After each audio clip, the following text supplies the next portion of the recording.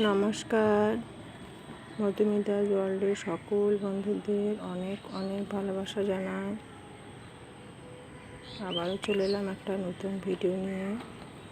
আজকে ভিডিওটা একটু অন্য টাইপের। প্রথমে ছাদ থেকে শুরু করলাম। এই যে দেখো লঙ্কা আর বেগুনের চারা হয়েছে, কত সুন্দর। তো এখন বৃষ্টি নেই, ওই জন্য গাছগুলো লাগাতেও পারছি না।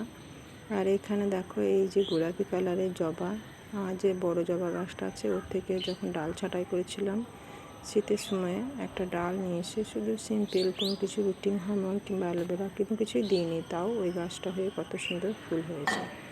তো ঘড়ি কাটা এখন 7টা বেজে গেছে, আর আমি এখন সকালবেলায় উঠে চলে এসেছি গোপুসোনাকে তুলবো। গোপুসোনা সকালে তোলার পর ওকে একটু খেতে দেব, ওই কিশমিশ কাজু এগুলো দিই। এগুলো আমার নিত্যই কাজ, তাও একটা দিন তোমাদের সাথে এটা তুলে ধরার চেষ্টা করলাম।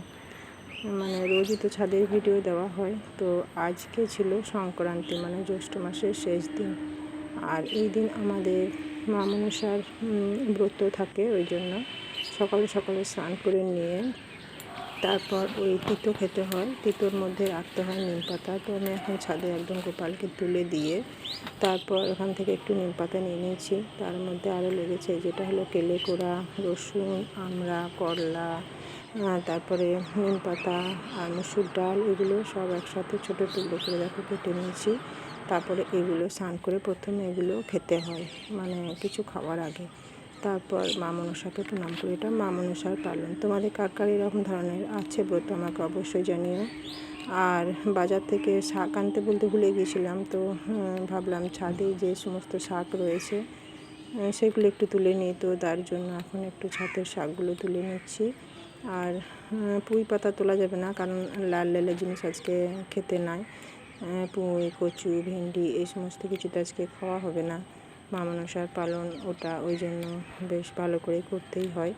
তো আমি এখন একটু একটু করে ছাদের শাকগুলো তুলে নিচ্ছি। আর তোমরা কে কোথা থেকে ভিডিওটা দেখছো, তোমাদের সকলকে আমার অনেক অনেক অনেক ভালোবাসা রইল। তোমাদের জন্য আমার ভিডিও বানানোর আগ্রহ জাগে। আর তোমরা সকলে অনেক ভালো থেকো, সুস্থ থেকো, আর এইভাবেই পাশে থেকো, সাপোর্ট করো, তাহলে আমি অনেক তোমাদের কাছ থেকে অনেক কিছু পাওয়া হবে। তো যাই হোক, ছাদের এখন শাকগুলো একটু তুলে নিই। সমস্ত ধরনের ছাদে বাগান থাকলে একটু শাক, একটু লঙ্কা, ইচ্ছা করলে অনেক রকম সবজিও লাগানো যায়। তো আমার একা হাতে সব দিক করতে গিয়ে আর সেটা হয়ে ওঠে না। মাঝে মাঝে হয়তো কিছুটা লাগানোর চেষ্টা করি, যেমন কুমড়ো, তারপরে ভেন্ডি 2-4টে গাছে ধরেও আছে। তো যাই হোক, সেটা পরের ভিডিও তোমাদের দেখাবো। আর এখন এই কুমড়ো গাছ থেকে একটু পাতা তুলে নিচ্ছি। কুমড়ো ধরুক আর না ধরুক, শাক পাতাগুলো তো শাক করে খাওয়া হয়। কচু শাক, এই সমস্ত টুকটাক জিনিসগুলো যেগুলো খুব সহজে হয়, পরিচর্যা কমে, সেগুলো হয়, মানে ছাদে লাগিয়ে থাকি। তো আমার এখন ছাদে শাক তোলা হয়ে গেছে, আর নিচে চলে এসেছি। আজকে হবে পটল আলু সয়াবিনের তরকারি, শাক, করলা ভাজা, কেলে কোড়া ভাজা, আমড়া দিয়ে ডাল, আর হবে বড়ার টক। তো আজকে নিরামিষ, এই সমস্ত খাবারই খেতে হয়। তো তারপর সকালে রান্না করে বড় অফিস চলে যায় খুব সকালে, তো এই জন্য একটু তাড়াতাড়ি রান্না করে নিয়েছিলাম। আর এখন এসেছি পুজো করতে, কারণ পুজোটা করতে একটু টাইম লাগে, গোপালের শিবের স্নান করানো ব্যাপার থাকে, বুঝতেই তো পারছো। আর এই যে দেখো এই রক্তগন্ধা গাছটা, এটা গত বছরের ফুলের গাছ, এখনও একটা দুটো করে ফুল ফুটছে। ভেবেছিলাম গাছটা ভেঙে দেবো, কিন্তু ফুল ফুটছে, ওই জন্য রেখেই দিয়েছি। তো এই যে একটা লাল পঞ্চমুখী জবা ফুটেছে আজকে। তো আজকে এখন ওইদিকে রান্নাটা সারা হয়ে গেছে, আর এখন আমি চলে এসেছি ছাদে ফুল পারবো আর পুজোটাও সেরে নেব। আর তারপর তো ওই তিতো খাওয়া আছে আজকে, তারপর আমি খাবার মানে জল খাবার খাবো। তো ছাদে এলে ফুলগুলো এত সুন্দর ফুটে থাকে, মনে হয় একটু ভিডিও বানাই। রোজই হয়তো দেখো একই ফুল, কিন্তু মনে হয় আবারও যেন নূতন লাগছে, নূতন করে আরও ভালো লাগছে, সেই জন্য আবারও একটু করে ছবি তোলা হয়। তো আমি এখন ফুল তুলে নিচ্ছি, আর সেই সাথে বেলপাতা, তুলসী পাতা, সমস্ত কিছু তুলে নিয়ে এখন আমি পুজোটা একটু সেরে নিই। তো আমার এখন পুজোও হয়ে গেছে, আর ওইদিকে রান্না বান্নাটাও অনেক হয়ে গেছে।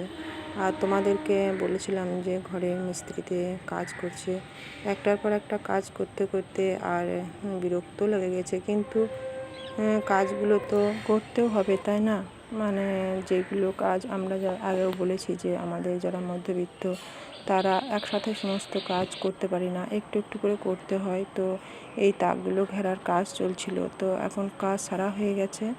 আর আমি ওইদিকে সেরে রান্না করে এখন একটু এগুলো সেরে নিচ্ছি, কারণ এইগুলো মানে খুবই নোংরা হয়ে পড়েছিল। আর গোছানোর পরে কেমন লাগছে তোমরা দেখো, আর কেমন লাগছে অবশ্যই জানিও। ঘরের ফার্নিচারগুলো মানে এইগুলো কেমন হয়েছে সেটাও তোমরা জানিও। উপরে তাকটা ঘিরে দেওয়া হয়েছে আর এইভাবে সমস্ত কাঁচ দেওয়া হয়েছে।